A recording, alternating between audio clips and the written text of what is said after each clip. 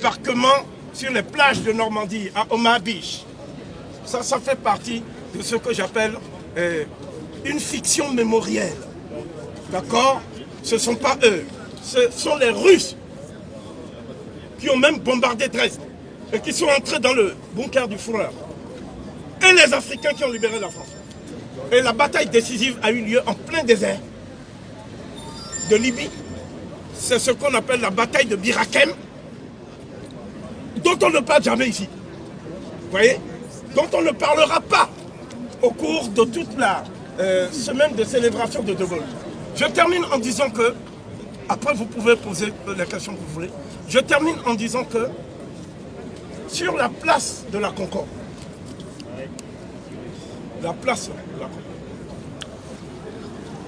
au nom de l'abolition des privilèges, on a décapité et guillotiné Louis XVI. Et lorsqu'on a décapité Louis XVI, il manquait une voie pour que sa vie soit sauve. Et ceux qui ont dit il n'en est pas question, Robespierre, Saint-Just, Marat, Danton, Collot d'Herbois, tous ces gens-là n'ont pas aboli les privilèges. Si on avait aboli les privilèges, la République n'aurait pas continué à faire la colonisation et l'esclavage. La Première République a poursuivi cette injonction à faire le Code noir. Oui. Le Code noir.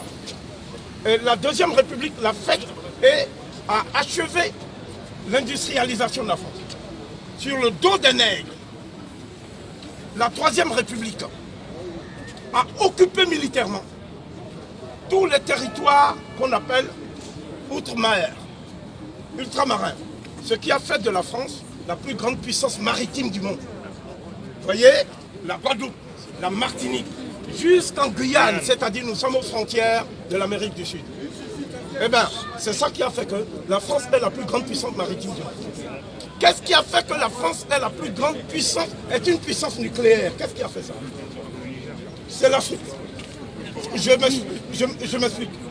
Le général de Gaulle, comprenant à l'issue de cette guerre, cette fameuse guerre, dont je vais dire le dénouement absolument tragicomique, le dénouement est très simple.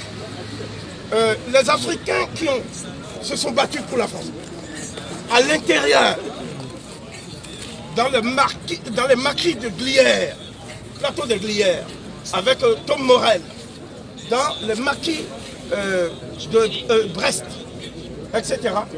Ces Africains se sont retrouvés au moment où le peuple de France délivré voulait célébrer ses héros. Ils ont été arrêtés sur ordre du général de Gaulle, désarmés, déshabillés, pour qu'il n'y ait pas de noirs sur les Champs-Élysées au moment du défilé triomphal. Donc, on a pris des Polonais, des Espagnols qui ne se sont jamais battus, on leur a donné des tenues militaires et ils ont défilé et on a dit que ce sont eux qui ont libéré la France. C'est le général de Gaulle qui a fait ça. Donc cet acte de forfaiture du général de Gaulle méritait qu'on donnât au peuple français. Je ne parle pas des nègres, parce que les nègres de la République sont habitués à l'apartheid. On nous dit que la France n'a pas un racisme institutionnalisé. Je dis que la France fonctionne sur la base de la négrophobie systémique et institutionnalisée. Ce n'est pas seulement la police qui est en cause, c'est l'État même. C'est-à-dire les hommes qui dirigent la France aujourd'hui sont des gens qui n'ont pas intérêt à ce que l'Afrique se libère. C'est-à-dire ce sont eux qui ont des bases militaires actuellement au Sénégal, des bases militaires en Côte d'Ivoire, des bases militaires au Gabon, des bases militaires à Djibouti, des bases militaires partout en Afrique. Que font-ils là-bas? C'est-à-dire pourquoi, en quoi la France est-elle menacée au Gabon? Alors voilà, ils nous disent non, nous sommes là-bas pour défendre nos ressortissants et nos intérêts. C'est intéressant, vous en convenez. Alors, je vais vous dire quelque chose qui va certainement vous faire plaisir.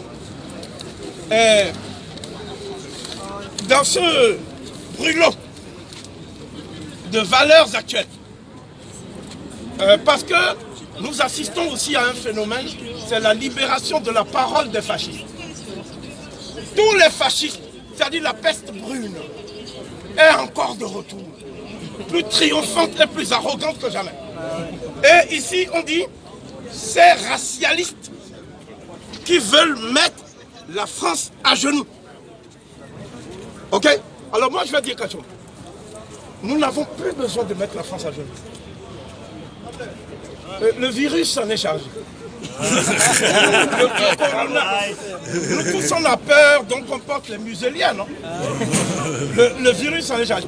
Mais ce que nous voulons, c'est que la France enlève son genou du cou de l'Afrique. Au tep.